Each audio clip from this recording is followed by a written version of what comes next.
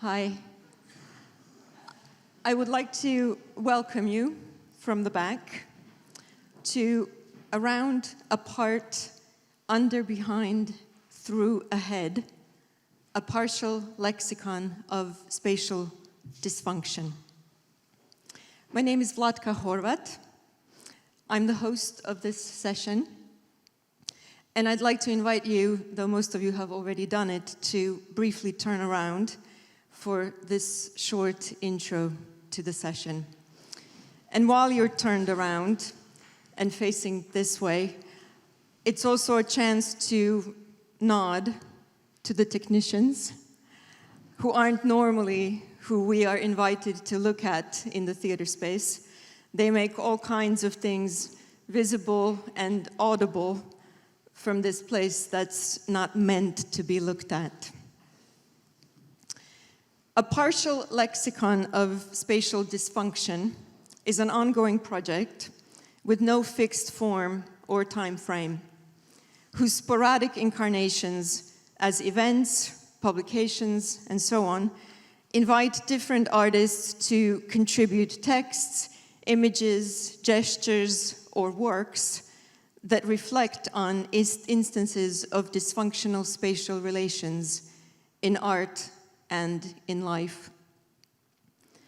Spatial dysfunction, in this context, refers to how things occupy space, with a particular interest in situations where things share space in ways that can be seen or understood as wrong, where the established order is turned on its head, where balance, stability, and corporeal fixity are compromised, where things don't fit properly inside containers they've been given, where the habitual function or role of things is thwarted, where things negotiate a problematic set of dynamics, and where there is a certain disruption, whether observed or affected, to how things are, to how things are done,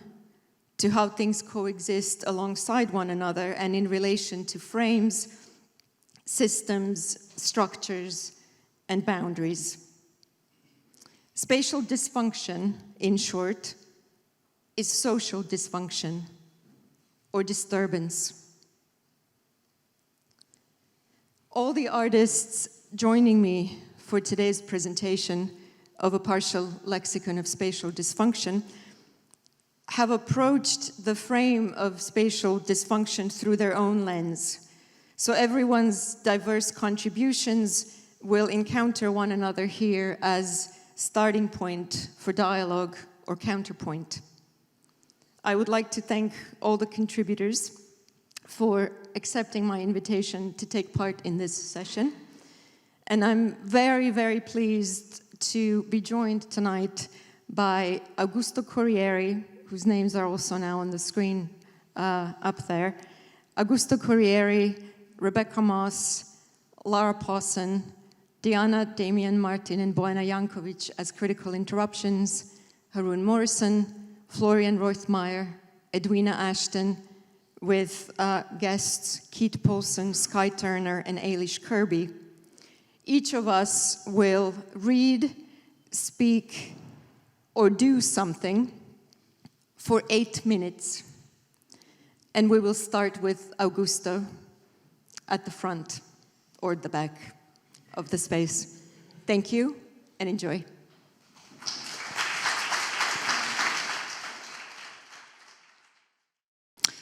Thanks, Vlatka. Hi, everyone.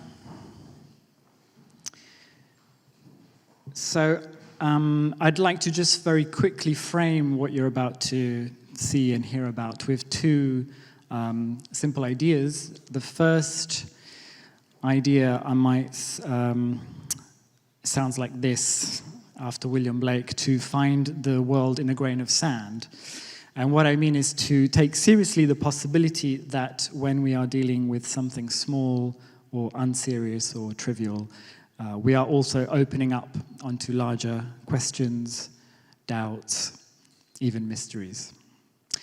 And the second idea I want to propose at the start is that every time we approach something, every time we look at something, we also have to navigate that which escapes our looking and our understanding, always. Never one without the other. Good. So, it begins with a Twitter account. It's an account called People Selling Mirrors. Actually, how many people here know about this account, or maybe follow it? Fans in the audience, great. The rest, I'm about to convert you. People Selling Mirrors, and it's basically, it's an account that links to various images of exactly that, people selling, advertising their mirrors for sale. And I don't know if you've ever tried, but it's near impossible to photograph a mirror, or rather it's possible and impossible. You can't photograph it, obviously, without photographing its reflection, in other words, that which is not the mirror. And that, of course, includes the photographer, it includes the camera, the phone, it includes the very act of taking the picture, and so on. And so many of the images collected under this Twitter account physicalize a kind of metaphysical quandary, how to, in a sense, disappear as a subject in the very act of using a technology that is arguably all about making a presence. How to not be and be at the same time. So to try and meet this paradox of disappearing from view whilst presenting oneself, the sellers, the photographers, who become the subjects of these images, employ a series of strategies that I want to share with you now. So first strategy, which we're already seeing here, involves the photographer holding the phone and extending their arm over the mirror, making sure to not get any other part of the body in the shot. Here's another one. Now, if the photographer doesn't want to include their hand or their arm, they can, of course, use an extension or a sort of improvised prosthesis. In this case, yeah, it's a piece of wood, very simple piece of wood with the phone attached at the end. Now, of course, this strategy of sort of standing to one side is not always possible to use. The position of the mirror, the size, the room size, other factors might require the photographer to be facing the mirror. And so, not wanting to make themselves visible, the photographers resort to covering themselves. For instance, and in this example, it's actually a photographer and an assistant. It's two people here. It's done very well, but it's four hands here, two to hold up the sheet and two to take the image. In this next example, we have a solo endeavor. And there is, I don't know if you can see maybe at the back, but there is one lone hand emerging from behind the left edge of the door. There is probably more going on in this image, I like to think. The door, to me, is slightly anthropomorphized. It's as though the door were checking its own phone. And I think that because the size of the mirror sort of approximates the size of the other door frame, the one to the right, so it's as though that segment of the house on the right had been sort of duplicated and leaned against the wall. A different strategy for achieving a frontal shot involves placing the mirror on the floor on its side. And so in this case, photographers are happy to compromise by revealing the lower halves of their bodies.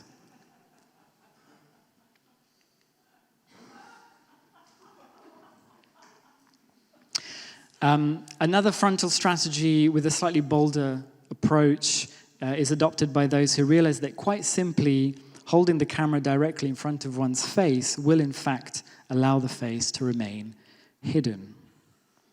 And so, of course, the physical apparatus for exposure is also a mode of disappearance. It always has been, obviously.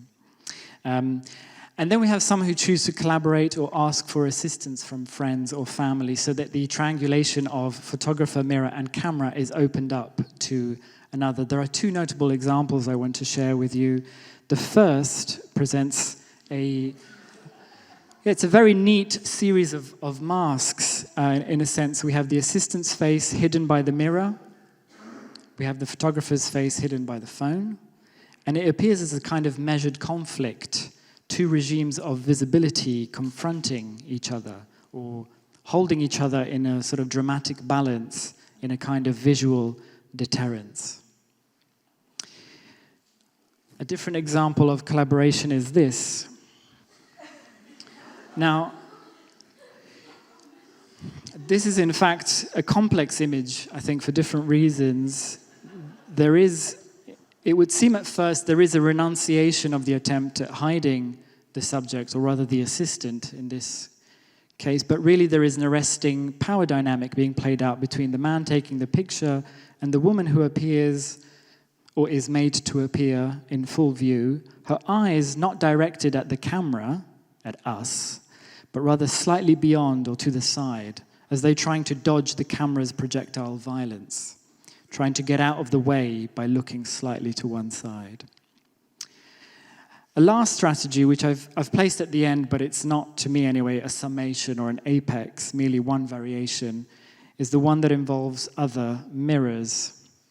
Because, of course, often without trying, images will inevitably include other mirrors or mirroring surfaces, producing more reflections in a kind of vertigo, the famous mise en abîme, or the mirror effect.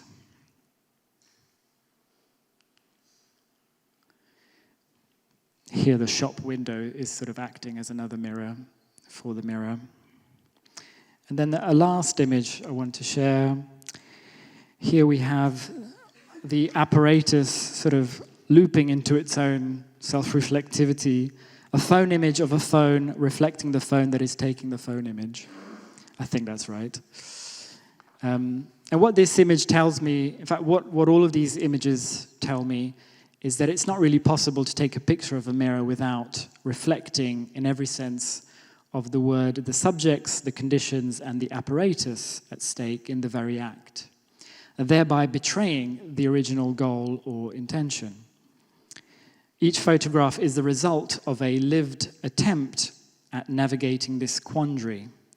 For the few seconds or minutes it takes the sellers to snap these pics, they are effectively experimenting with how to get round a persistent metaphysical puzzle, all the while asking questions about aesthetics, power, violence, representation, and selfhood. Thanks.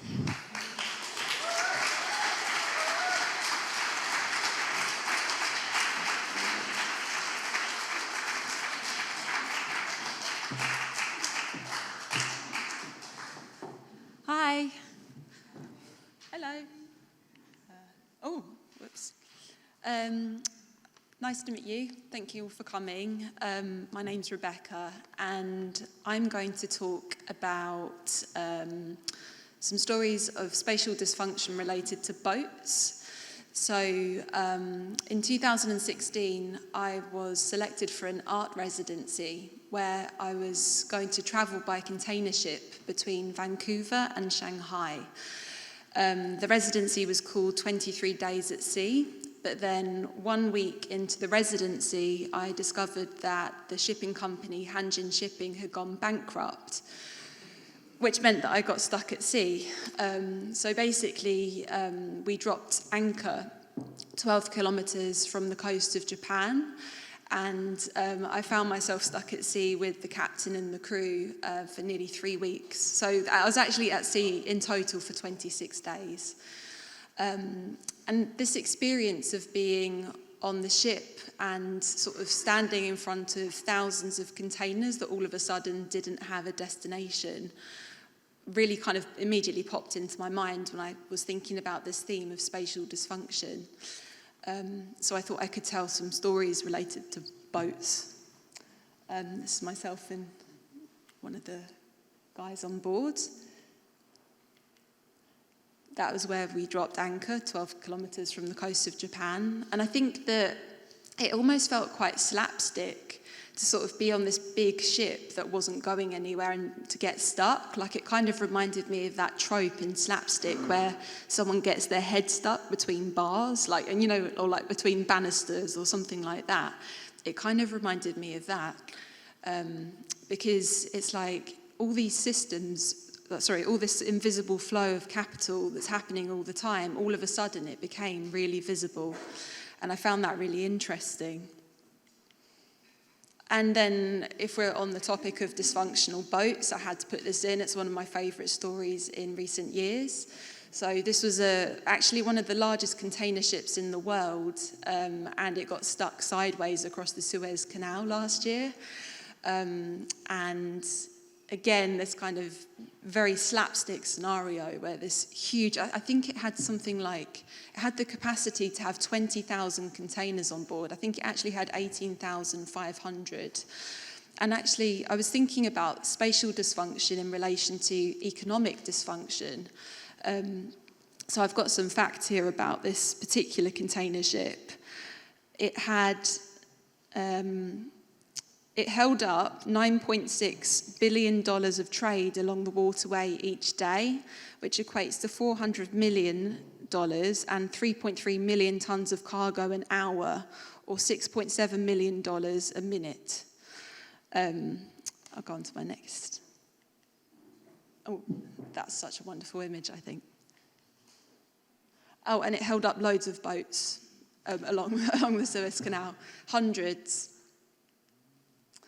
This is another dysfunctional boat story. So in the Thames estuary, there's a World War II warship called the SS Richard Montgomery, and it became stuck on the banks by Sheerness in 1944.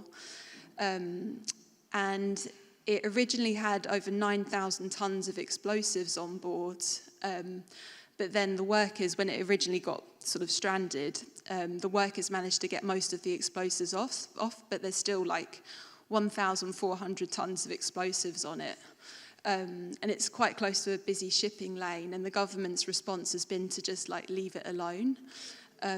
But if it went off, it would be one of the biggest non-nuclear explosions in the world ever.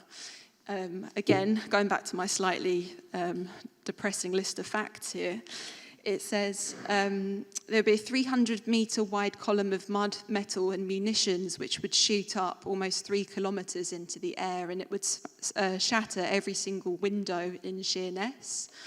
It's quite close to Southend as well. But I found this quite fascinating. So the reason why the workers stopped taking the munitions off the ship was because the government wouldn't pay them danger money for this dangerous operation of getting explosives off the ship. So they were like, no, we're not doing this anymore. But then because of that, this has just been left. And it's also, I mean, one of the positives is that Boris Johnson's proposed Thames Estuary Airport hasn't been able to happen because of this situation. So there are some positives. Oh, and that's where it is. And that's what it looks like. And I just wanted to end on a slightly more optimistic note. So I recently visited the UK's largest boat graveyard, and it goes back like 100 years. They've been using ships and deliberately positioning them along the banks of the River Severn as a flood defence. So these are concrete warships, I think, that are completely gutted, and now they're full of mud and silt, and they're being used as a flood defence. And I was thinking about how perhaps with this idea of spatial dysfunction, if we remove an object from its original function, that perhaps there are possibilities to respond to contemporary concerns such as like climate issues, for example. And I sort of wanted to end on a slightly more optimistic note. So thank you very much, everybody.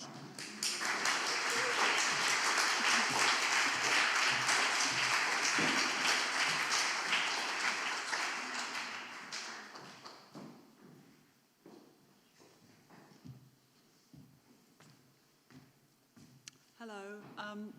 I'm going to read for you a short extract from a book that I'm writing. As Coventry is twinned with Volgograd, so your silver tankard is twinned with a moth trap. Its adhesive surface ripples and glistens, a little like Monet's lake with the water lilies, a thought that occurred to me when I saw someone talking about the artist on the Antiques Roadshow. But the gloss of the glue on the moth trap has been ploughed with the straight strokes of a machine, not the hand of a man working for years to capture the reflection on water of the sun and the clouds. Held within a piece of plastic, not quite the whitest of whites, this kit for killing is a monument to shadow and light. The longer I look at it, the more convinced I am it was created by Louis I. Khan, a byproduct of the Jatiya Sangsad Bhaban, the huge parliament complex he designed for Bangladesh. Not that I know much about the great architect beyond a few facts. I know that he was born Laisa Itza Shmilovsky in the Estonian city of Pärnu in 1901. I know that as a toddler he burned his face after picking up hot coals from the fire, having been attracted by their light. And I know that in 1906 his family emigrated to the States, to Philadelphia's Jewish ghetto, where they lived in and out of poverty. I also know that I admire his devotion to geometric shapes. I love the way his lines recede from circles, the way he frames circles inside squares. And I know that I can ask this piece of plastic, "What do you do, plastic?" And plastic replies, "I like an arch." I keep having these moments when I think I can see Khan's scarred face. He's standing at a desk, a thick pencil in hand. His eyes are softening and he's drawing an opening of some sort. It's inspired by the grapefruits he released into a bowl. When the circle is complete, he surrounds it with 6 arches, each modelled on the wider end of the pale blue egg that was laid by the lone cream leg bar pecking about next door. Inside this sculpted hanger, beneath the symmetry of simple shapes, shadows come and go beside small blocks of light. Even the most reluctant eye could not resist to gaze upon its surface, almost unbearably smooth, like the poured resin suffocating the kitchen floors of those who stroll over Hackney's London fields. The first time I encountered this type of moth trap, I was browsing in a large shop beneath the tarmac of Oxford Street. I passed a personalised dog bowl made from oak and stainless steel and priced at £155. The emphasis here, in this flattened space, was upon a sterile aesthetics of home, upon the appearance of absolute hygiene, upon a certain discretion of death. Far better to turn to Khan, who believed that a room has religion, that a room is a world within a world. He believed that we are all made of spent light. Microbe, moth, man, we all have something to express. He believed that before a building is built, there exists a tremendous will, and that at this stage of nothingness, the building is at its best. Once it is built, it is locked in servitude. It wants to tell you how it was built, but can find no one to listen. A building is only good, thought Khan, if its ruins will be any good. He was discouraged by those who thought about buildings in terms of functionality. A building is a spirit, he said. It is made out of man. A moth trap is a spirit too, I say, and it is made of man. A slice of the sun filters through the space of the trap, which lures in life and sticks it still. These tiny moths, these delicate creatures whose wings are made of silver silk, their bodies threaded with gold. The moth trap holds tight in glue these beautiful, shimmering things. Stuck down, they turn brown. They will never fly nor flutter again, these creatures with their extravagant feminine name. Should Tineola Biseliella not die upon gold leaf? I only noticed the precious metal moths after I'd been polishing the tankard and got sidetracked, wondering whether I still had a mind of my own. I was standing at a table that was covered with a cloth of boiled wool. The room was darkening when I lifted the pot of silver polish wadding in one hand and with the other began to twist its smooth, circular lid. I closed my eyes for the sensation of metal sliding into metal, for the satisfaction of the suction of molecules colliding between my hands. I pulled at the folds of the crab-pink wadding, which stuck to my fingers like wet candy floss. I rubbed it into the curves of the silver until it oozed with liquid like blood and dirty oil. The tankard in my hands, now slippy, still hard, became the arm of a man, head bowed on flat wood. The back of the cleaver comes down on the back of the cleaver, its blade held in place by a man with a long beard. I'm looking at my own hands now, at these gloves, turquoise blue. I think of the Congo, I think of Mosul, Iraq. Thoughts shift shamefully back to the man's arm, twisting inside the other man's arse. To a woman pushing her whole hand up inside herself. To memories of another woman, she is laughing. To a baby that is dying and a soldier slumped and bloody on the floor, his brains splattered across the wall. Another man is on his knees, shuffling desperately back and forth across the stage. He cannot see because his eyes have been sucked out and swallowed by the soldier who raped him with his gun, then with a stump that is the end of his thigh. The woman buries the baby and leaves to look for food. While she's away, the man without eyes digs up the dead child and eats it. When the woman returns, she's singing. She sits on a ledge and swings her legs. The audience had wanted a happy ending. They'd wanted to believe that the play offered hope, this play that had been written by a woman who hanged herself with the lace of a shoe. Thank you.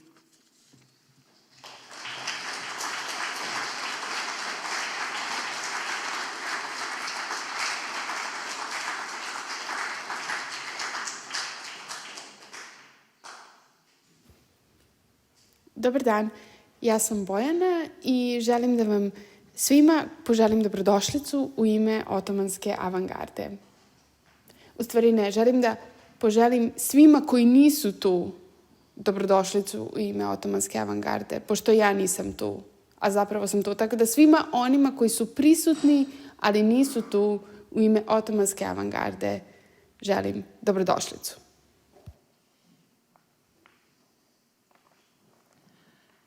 Thanks for that, Bojana. She's on here. She's not here, but she's on here.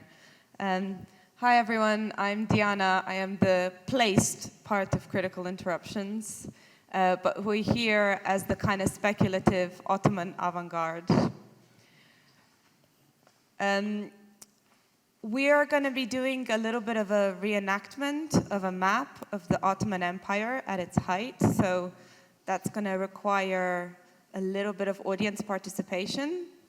So if that's really not your thing, just know that you're kind of disputing cartographic reality, and we'll just leave it at that.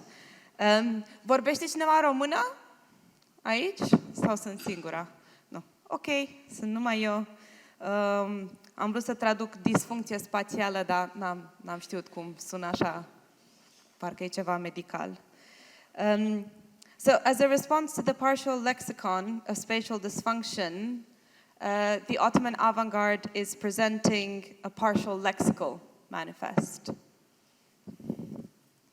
So before we present our lexicon to you, which I said I'm going to need some help, just just wanted to bring Boyana back into the room. She's in Belfast, but en route to Paris. It's nice for some.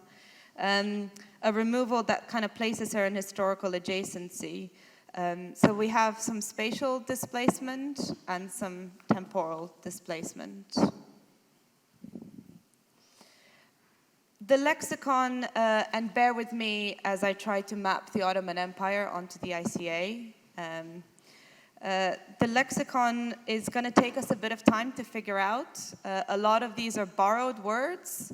And I'm going to be asking you to kind of hold a piece of paper and to kind of help me enact that a little bit. And I'll tell you a little bit about what these words mean. Încercăm oricum puțin, dacă nu vorbește nimeni român aici, oricum o să fiu numai eu.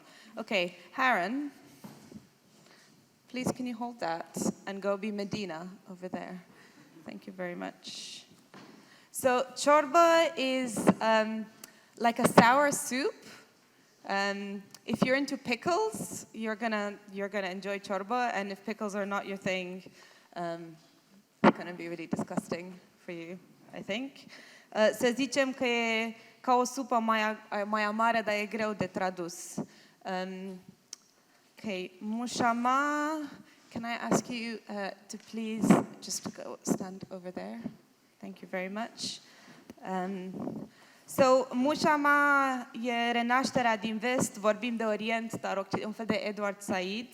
So, this is like a plastic thing that you put on on a table or an object to stop things from leaking and damaging the surfaces. The ones I grew up with had these really intricate patterns, but mostly you use it for changing baby nappies. It's quite disgusting, and then you eat on it. Okay, can you hold this? So this is bakshish. Primim, pentru că am învățat că merge și așa. So this is somewhere between a tip and a bribe.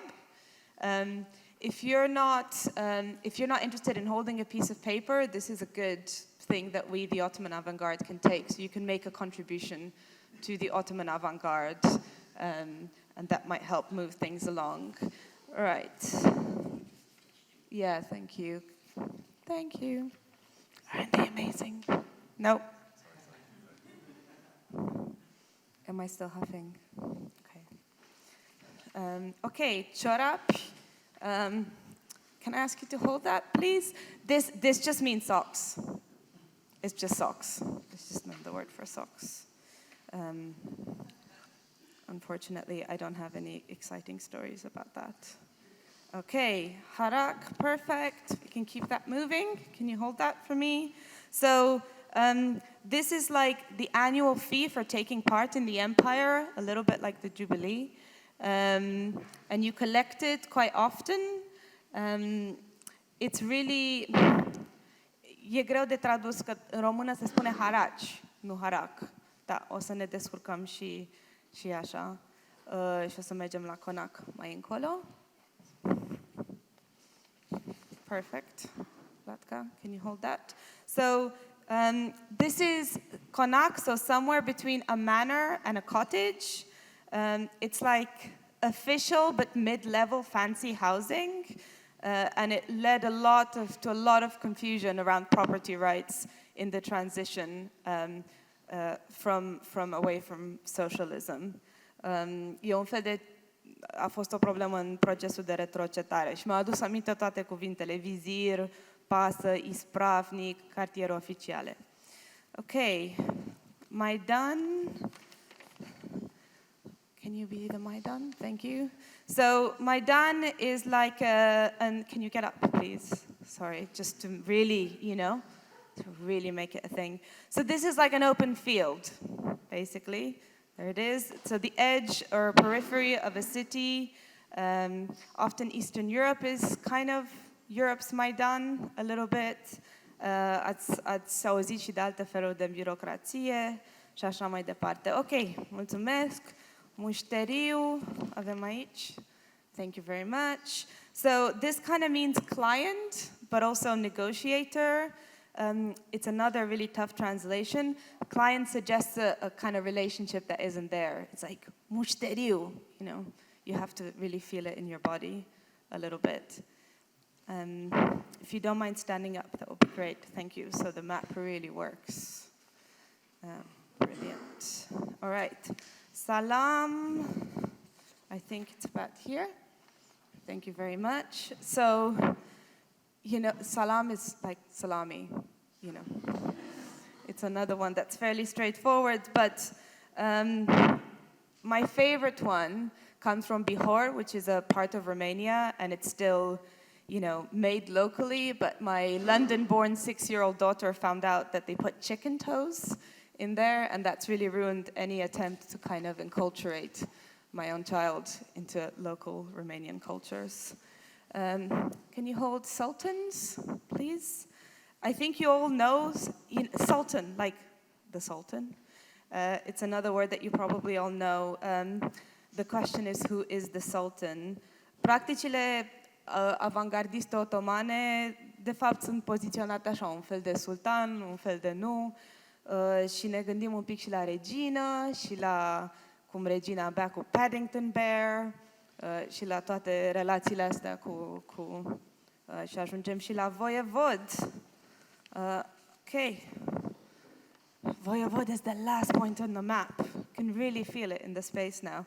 So this was a title for some wealthy landowners in areas of Romania around up until the 12th century. It's a really underused word for power. Really, the leader of the Transylvania was called the voievod. It's very much an enactment that's still in progress. You can recycle the papers if you want. This is kind of a failed cartographic project. And thanks very much.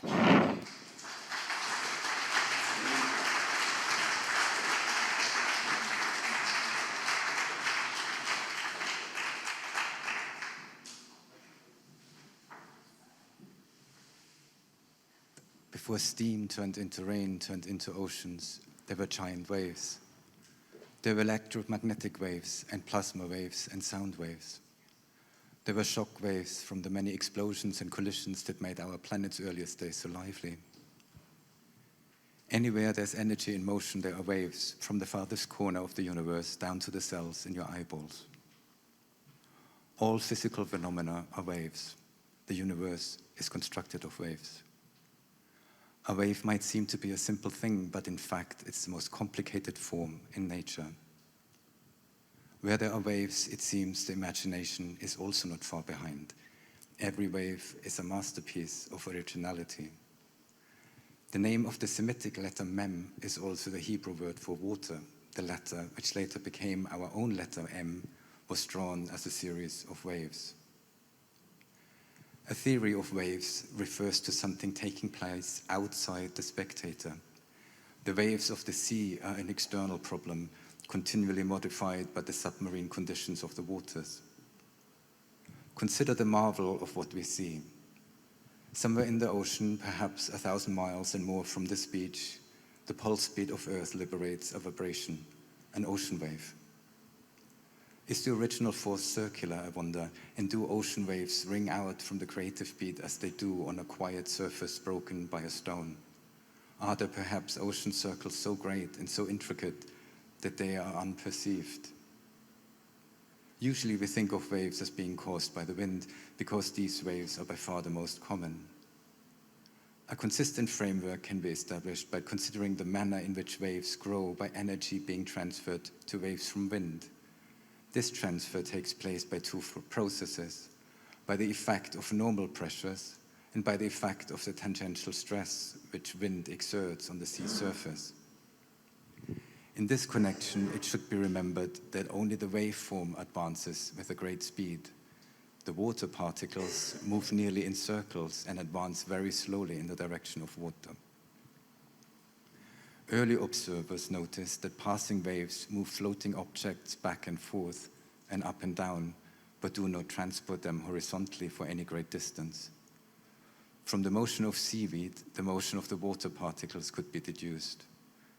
Furthermore, water that composes a wave does not advance with it across the sea.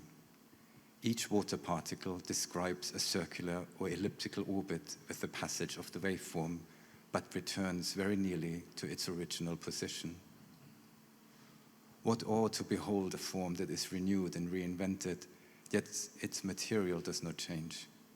Reborn in the wave's crest is a formalism competing with materiality. Among other things, he observed that the forward movement of water is apparent rather than real, and that it is in fact the wave which moves. As I stand on my dune top, however, I do not think of the illusion and the beat of earth, for I watch the waves with my outer rather than my inner eye. After all, the illusion is set off by an extraordinary and almost miraculous thing, the embodiment of the wave beat in an almost constant shape. We see a wave a quarter of a mile off, then a few hundred yards nearer in, just offshore. We seem to have been watching the same traveling mass of water.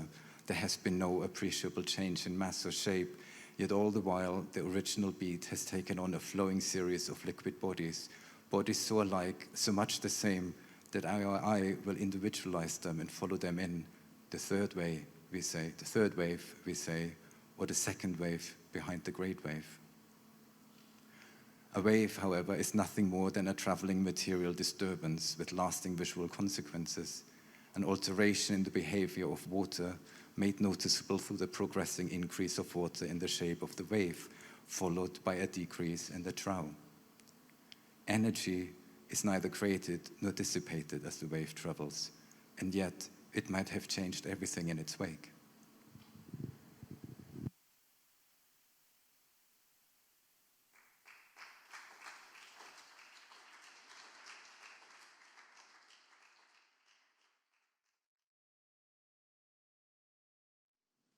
For several months, John had been tending his plant. He and George bought it together from a service station after a day out.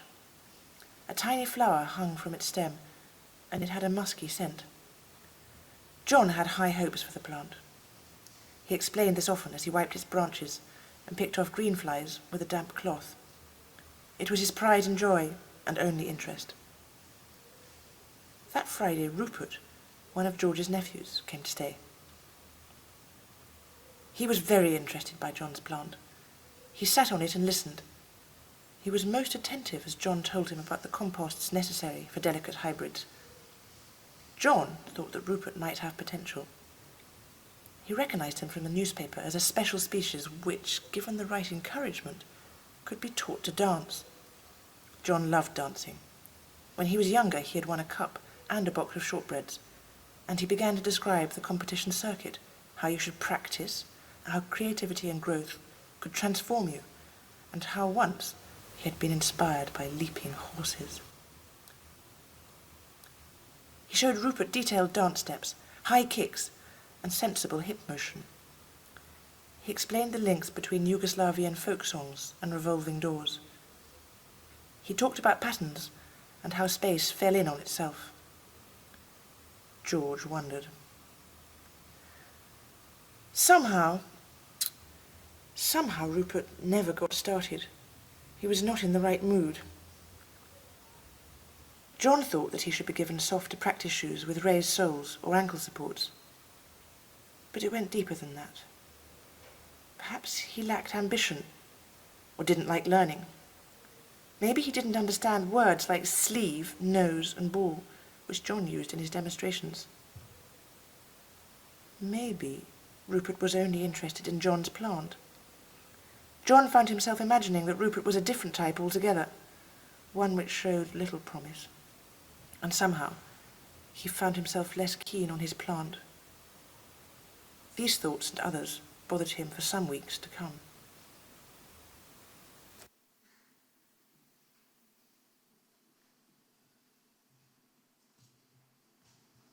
PowerPoint, please.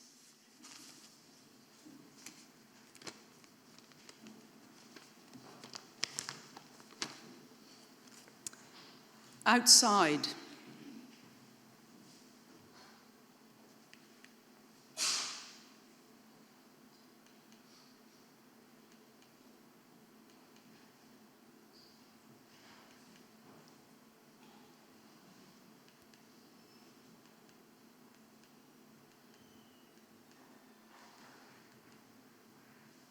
outside, some grass and some sky.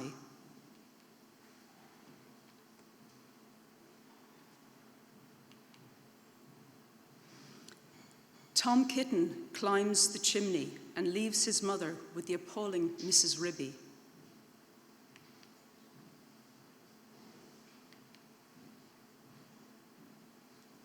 Both now sitting, they'll turn the house upside down, looking for kittens.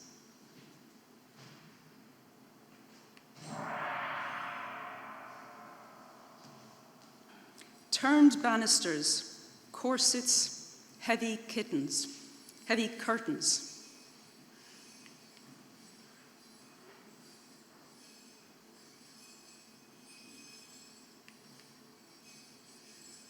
At the other end of the chimney lies a different world.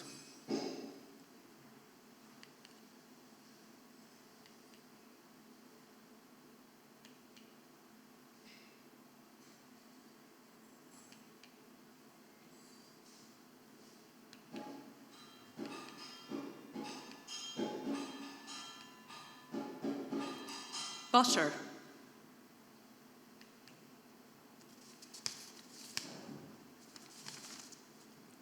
Dough.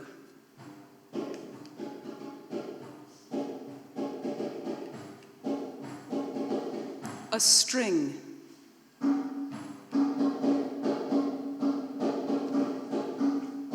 A pudding, a kitten, a grub.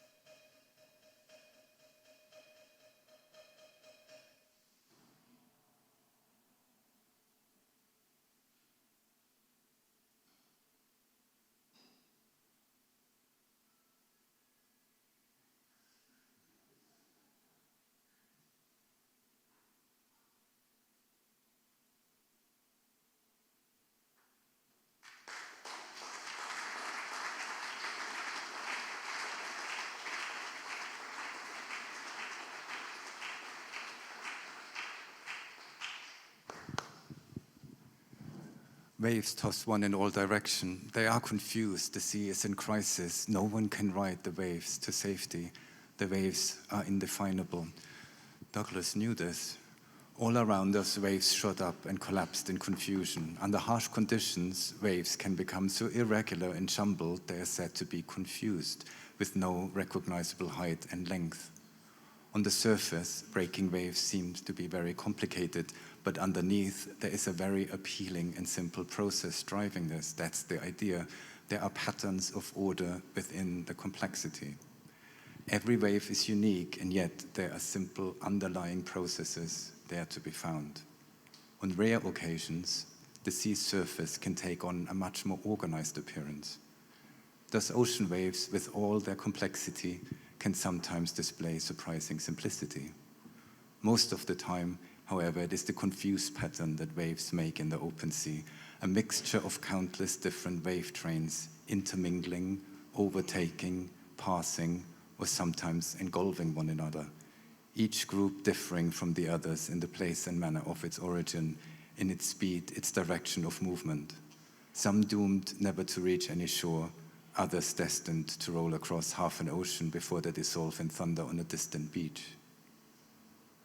The rhythm of wave beats in the sea like a pulse of living flesh, in its pure force forever embodying itself in a succession of watery shapes which vanish on its passing. My whole being is filled with waves, as it were, that roll and stumble, one this way, one that way, like things that have no common master.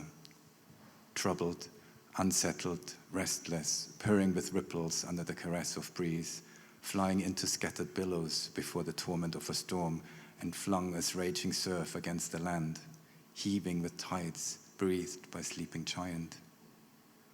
Our inexperienced eyes still saw only confusion.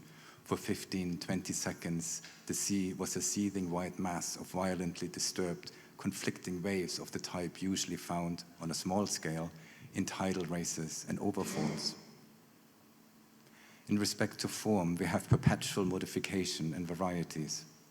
From the circumstance of the inequality of operation of the power by which the waves are raised. Everything is one, but out of the stream, the waves rises here and there with surprising force, like one wave lost in a multitude of waves. Like some regular beat, always ready in operation that made it possible to recognize the coming and going of the waves, or like the special experience of a seascape that independently conveyed a feeling of repetition. The wave as form is also signaling a constant becoming. Meaning is renewed and regenerated. The wave signals everything at once. It is in the process of becoming and dissolving endlessly. I'm facing the sea, watching it, breathing it. My breath molds itself to the movement of the waves, and gradually the picture shifts as I myself become the sea. There on the open sea where I find myself in and amongst waves, I realize I can no longer distinguish between sea and sky, between sea and wave, between wave and wave, between wave and me.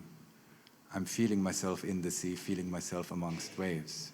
To be amongst waves, joy of the dying man. All of it, he wanted to be amongst them all, to float on waves for eternity.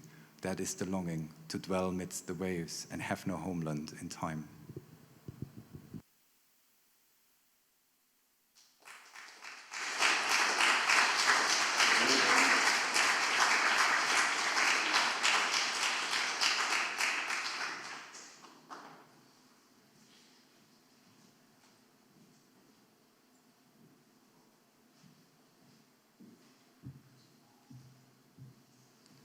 Hello again.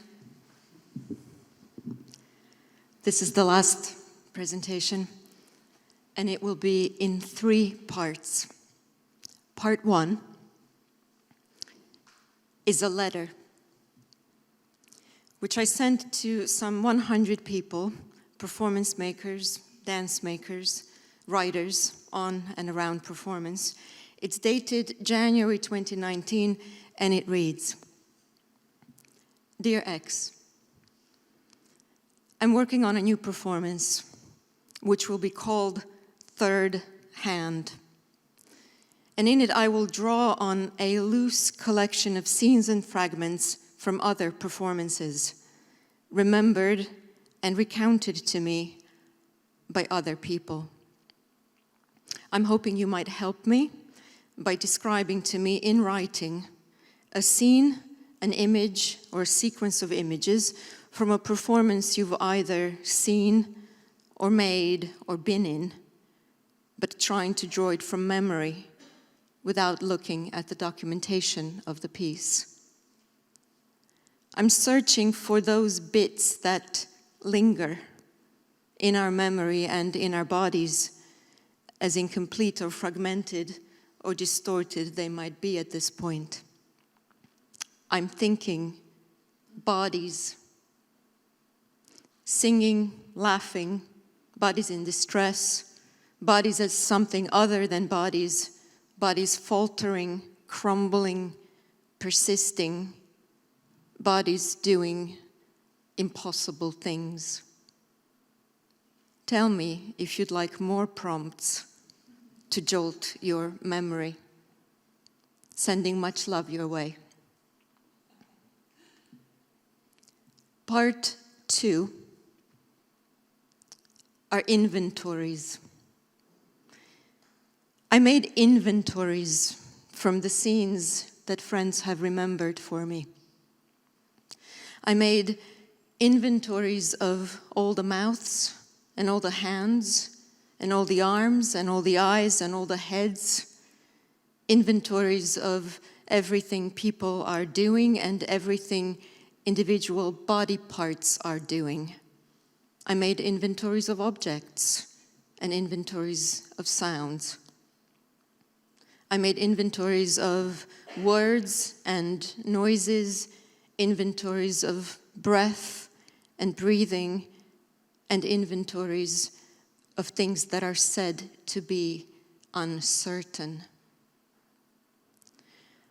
Then I collided all these inventories together, the many mouths, the hands, the feet, added to them my own remembered fragments of things I have seen and things I haven't. And I made a massive absent object comprising shattered fragments of some 100 other absent objects. And I tried, in this performance, to enact them all by myself, with nothing else there. I tried to fit all the many bodies in an empty room, all the mouths and hands and knees and feet, all the heads and torsos. One thing alongside or on top of another, everything occupying the same blueprint of space. Simultaneously, nothing there and too much there. Nothing there, that is, but a body, mine, moving and speaking. Nothing much there, but movement and language, and images that language makes, and objects that language makes, and bodies that language makes. Nothing there, that is, but my own body, which in language and in my body tries to be many bodies. My hands, many hands, my feet, many feet, my mouth, many mouths, filled with words, some even my own, filled with memories of words and of events and of bodies. Hands flapping, feet stepping, hips swinging and thrusting, arms punching, thighs shaking, knees trembling, some even my own. Part 3 is a series of empty rooms in which third hand was made. This is a top floor ballroom at the Graham Foundation in Chicago. You will have to imagine a woman on her hands and knees, going back and forth, cleaning the floor with her hair. This is the first floor rehearsal studio at the Chicago Cultural Center. What the picture doesn't show is the loud hum of the cooling system, which cannot be turned on. This is the courtroom at Arts Admin in London. You will have to imagine the scaffolding outside these windows and construction workers with hard hats on their heads glancing into the studio now and then. And you will have to imagine a black bird coming and going all day long, flying to and away from the metal platform on top of the construction site crane, where it had foolishly made her nest, and where baby birds' heads could be seen rising up from the nest each time a mama bird appeared. Their heads reaching up, her coming and going. But this is not important. It's not part of the piece. Another empty room. There are bodies everywhere.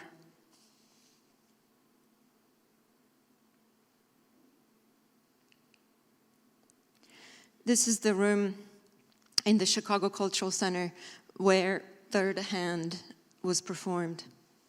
What the picture doesn't show is two window washers slowly rising up on their window washing platform on the outside at the back window during the performance as the sun goes down behind them. You'll have to imagine. What the picture doesn't show, you'll have to imagine the whole ground covered with carnations, pink carnations, 2 feet high everywhere. Electrical cable coiled all over the place. Secondhand clothing and shoes strewn around everywhere. Fake snow.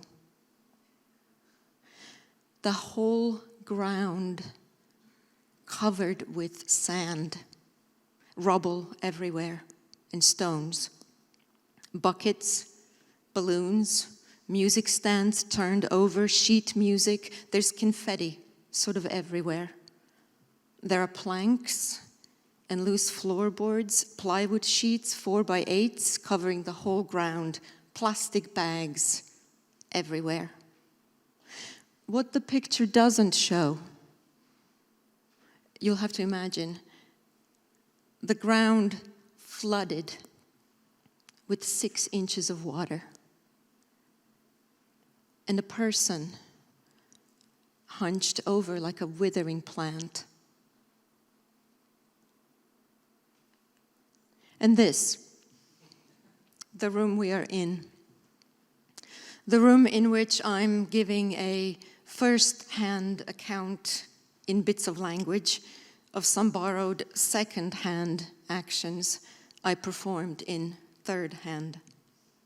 You'll have to imagine bodies on and in front of the stage, heads turning, eyes looking this way and that. What the picture doesn't show, you'll have to imagine bodies in chairs, in front of a screen, eyes looking straight ahead, making things out of words and conjuring memories of previously imagined and remembered things. Thank you.